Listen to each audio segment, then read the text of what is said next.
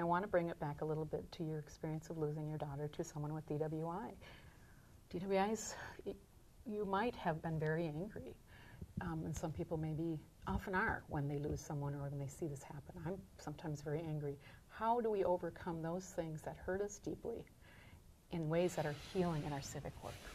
And Well, with real people that might have made the mistake that caused it. yeah. Well, I think, this would be hours and hours and hours, but I can tell you one little thing that is kind of daily important to me. But I, totally felt my heart shut down and couldn't work and couldn't really think and couldn't do anything. And then one day a letter arrived from Life Source, which is a nonprofit that organizes organ donations, and it said all these different people who Rachel's ability to make the gift of life of organ donation had resulted in saving these lives, including a young girl who loved animals, who was, I think, 14 at the time. And it was like,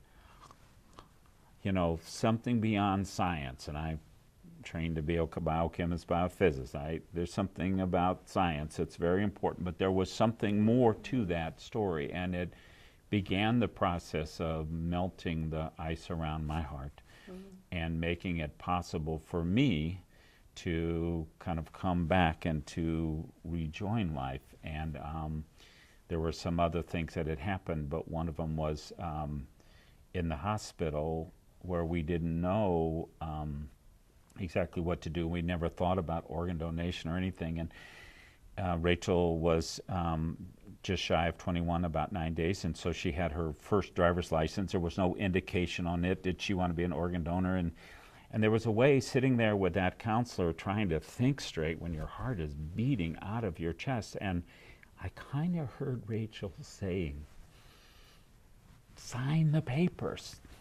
Let me go." And we signed the papers, and then she was able to save lives.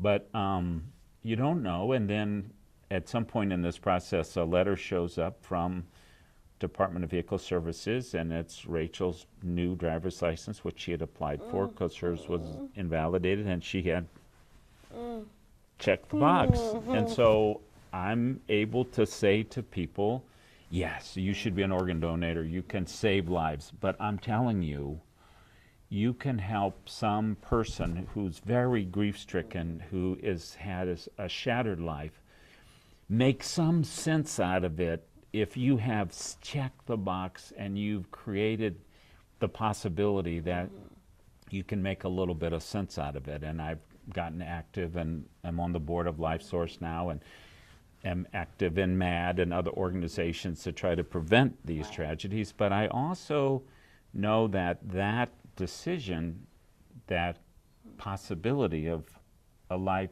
giving life to another place, then gave me a bit of my life back. And I also get it that the taxpayers of Minnesota, through the University of Minnesota, and the people who supported Mayo and all of this, it took years of devotion to be able to get us to this place in science. But this helps me as well, and so does Life Source. That's it's in your a civic efforts. engagement. Then this is all civic engagement that goes well beyond counting votes. Absolutely. And deciding even to vote, right? Oh, Which is all important as well. well. Yeah, it's just, and I feel like in that process, then I got my life back. I can't have my daughter back. That's not possible. But when I got my life back, then I could begin contributing again to the whole society, and that's what's really very important, just for me to go on living. And in a way, her foresight about healing in a social way by checking that box healed you. Yeah.